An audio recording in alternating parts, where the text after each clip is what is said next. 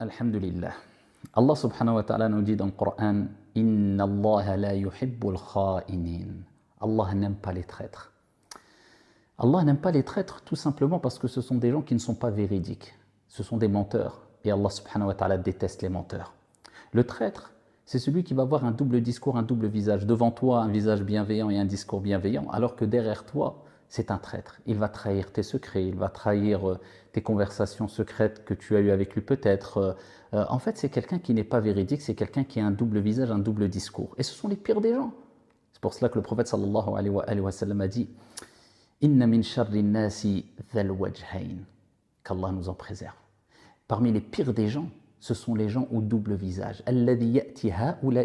Celui qui va voir un groupe de personnes avec un certain visage, ou une personne tout simplement. Et il va voir une autre personne ou un autre groupe de personnes avec un tout autre visage. Donc tu ne peux pas avoir confiance en ce genre de personne. Le traître, c'est celui qui, quand tu vas te confier à lui, il va dévoiler tes conversations secrètes. Le traître, c'est celui qui va quelquefois venir te rapporter des choses sur une personne, soi-disant parce qu'il y a une nécessité et un besoin de te rapporter des choses sur une personne. Mais quand il va voir l'autre personne, il va rapporter des choses sur toi. En fin de compte, c'est quelqu'un qui trompe les gens, mais en fait, il ne fait que se tromper lui-même, tromper sa propre âme perdue. Le traître, qu'Allah subhanahu wa ta'ala nous en préserve, crée des dégâts, crée des conflits, aime la calomnie, aime avoir ce comportement soi-disant de bienveillant, de personnes sages, de personnes douces, de personnes tendres, de personnes, alors que c'est simplement un loup qui vient avec l'apparence d'une brebis, hein, si l'expression est bonne.